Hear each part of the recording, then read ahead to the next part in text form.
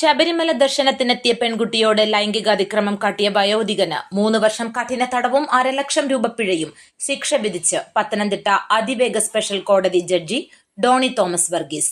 ശബരിമല മണ്ഡല മകരവിളക്ക് കാലയളവിൽ മലപ്പുറത്തു നിന്നും അച്ഛനൊപ്പം ദർശനത്തിനെത്തിയ കുട്ടിക്കാണ് ഒപ്പം വന്ന ബന്ധുവിൽ നിന്നും ദുരനുഭവമുണ്ടായത്. മലപ്പുറം പൂങ്കോട് പാങ് സൗത്ത് പിഒയിൽ നെല്ലാട് വീട്ടിൽ 63-കാരനായ സുബ്രഹ്മണ്യനാണ് ശിക്ഷിക്കപ്പെട്ടത്. 2023 ഡിസംബർ 22 പുലർച്ചെ 3 മണിക്ക് നടപ്പന്തലിൽ വെച്ചായിരുന്നു ലൈംഗികാതിക്രമം. കുട്ടിയുടെ പിതാവ് ശുചിമുറിയിൽ പോയ സമയത്ത് മടിയിൽ പിടിച്ചിരുത്തിയ ശേഷം കുട്ടിയെ ഇയാൾ അതിക്രമത്തിന് വിധേയാക്കുകയായിരുന്നു. തുടർന്ന് പിതാവ് മലപ്പുറം കുളത്തൂർ പോലീസ് സ്റ്റേഷനിൽ പരാതി നൽകുകയും പ്രതിക്കെതിരെ അവിടെ കേസ് രജിസ്റ്റർ ചെയ്യുകയും ചെയ്തു.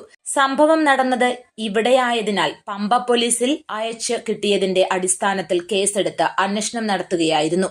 അന്നത്തെ SI BS ആദർശാണ് കേസ് രജിസ്റ്റർ ചെയ്തത്.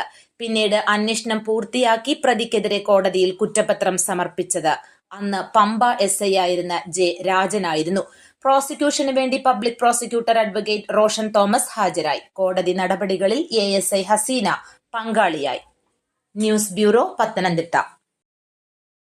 Padmashri central school Enath Adoor CBSE പാഠ്യേതര രംഗങ്ങളിൽ മികവ് പുലർത്തി എന്നും മികവിന്റെ പര്യായമായി മാറിയ പത്മശ്രീ സെൻട്രൽ സ്കൂളിൽ 2025-26 അധ്യയന വർഷത്തേക്ക് പ്ലേ ക്ലാസ് മുതൽ +1 വരെയുള്ള ക്ലാസുകളിലേക്ക് പ്രവേശനം തുടരുന്നു.